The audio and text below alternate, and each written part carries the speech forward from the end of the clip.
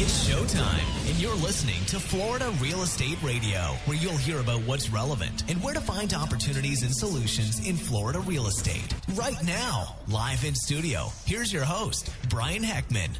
All right, so thanks so much for being here today with us and tuning in, Florida Real Estate Radio. You know what? This is going to be pretty cool today. We're going to talk about like an old school real estate strategy that, you know what? It works, and right now it is working just really, really well for sellers to drive more traffic and more offers on their property, especially in our really competitive market right now. So what we did is we talked with Gillian Da Silva, who's an agent, real estate agent with Future Home Realty, and she is going to share with you the benefits of an open house and why to do an open house and why it's way bigger than just opening your house up to somebody, but how it's a great opportunity and a great strategy to develop multiple offers and more interest in your property, especially right away. So Gillian, welcome to the show. Thank you. Thank you for having me. It's great. I'm glad that, well, you know, you live right around the corner, so it's pretty easy to get you in. So that means you're going to have to commit to coming in again. You got it. All right, good. All right, good. So let's do this. Let's just talk real quick. You know, this is a great topic you and I discussed the other day about ultimately, you know, this open house concept, which I know you're a believer in. You know, how does this benefit sellers, and why is it still a great idea, even though the market's so hot and properties are moving so fast? So I'd love to hear just maybe like an idea, like an overview of how this aspect of marketing a home is something that is one of your core strategies.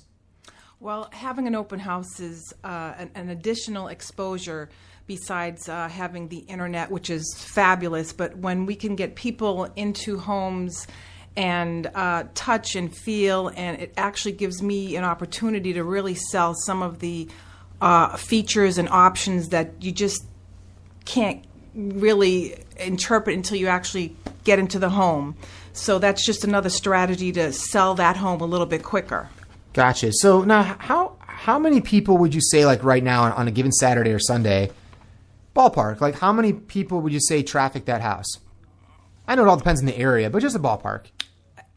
8 to 15. 8 to 15. And these are people that are, I mean, they're probably pretty serious, right? Potential buyers, some neighbors that like to come in and get a few decorating ideas, but potential buyers and also sellers as well.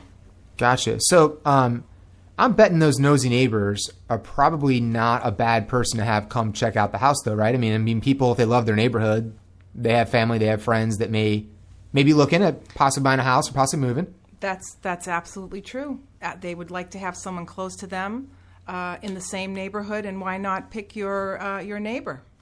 Do you ever have like, I mean, I'm sure Saturdays and Sundays are pretty busy for real estate agents, right? Absolutely. Because that's when people are off of work. Do you ever have other agents that are out there looking at properties with their buyers, like pop in if they see that there's an open house? Constantly. Really? Agents that are showing properties, other properties in the neighborhood, their clients will say, oh, hey, let's stop in and take a look at this open house. And it's just another way for me to explain to their client some of the features about the neighborhood or about the home that they may not be aware of. Oh, that's a good point. So what you're saying is the buyer's agent coming in with a buyer may not know about certain details, but since you're there and the house is open, that gives you a chance to point out something that they may have just flown right over. Another opportunity to sell that seller's house. So, yeah, that's a good point. Huh. Very interesting. So what about, like, do you feel like this actually helps in generating, like, a quicker sale or a higher price? Possibly, yes. And what would that look like? I mean, how would that, like, how is that? Well, you know, a lot of out-of-towners come into these open houses and they love them. And usually they're there to make a purchase. We love out-of-staters, out-of-towners. So, like, those are people that might just be down for the weekend or whatnot, and that have more of a... They have an opportunity to actually look and fall in love with the neighborhood, come into an open house, and potentially write an offer. Gotcha. I did when I first moved here from Boston, Massachusetts. Fell in love, walked into my first home, and we wrote a contract that day. No kidding, I never knew that. Seriously. So, what time frame was that? What year? 1999, 2000. And so you came down, and the very first house that you walked into? That was it? It was an open house. No kidding. And you were looking at buying, right? I mean, you were in the market. We were looking to buy. We were renting for a short period of time, and the opportunity came, and we jumped all over it. How crazy. So I guess maybe this is something that you think is a good idea. Because you're living social proof, right? Absolutely. Well, that's really cool. And then, I guess the idea is that, everybody coming through there is a potential buyer for that property. Right. You want to get as much foot traffic in there to sell that home. So is this something that, like, typically after you list, is that like right away first weekend you want to kind of generate as much buzz and as much traffic as possible? So do you generally, like, strategically do that like first weekend? If the seller gives us the okay, absolutely. The sooner the better. Yeah. Very, very interesting. So are agents still doing this? Are they still doing open houses a lot, or is that kind of like faded away? I'm seeing more open houses. Yeah. With this market. Gotcha. Now, are we still thinking like, is it like the old days? Cookies, balloons? You still see like that kind of... I do all that. Oh, really? See, I need to come by. You need to let me know when these things are. I come by and get some chocolate chip cookies. Absolutely. Nice.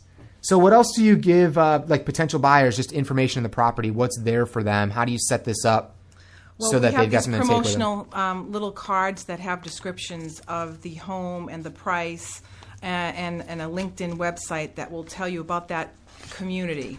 Gotcha. So they have a little takeaway with them for further reference. Gotcha. Like what, leads them like online or something to... Exactly. Gotcha. Okay, cool.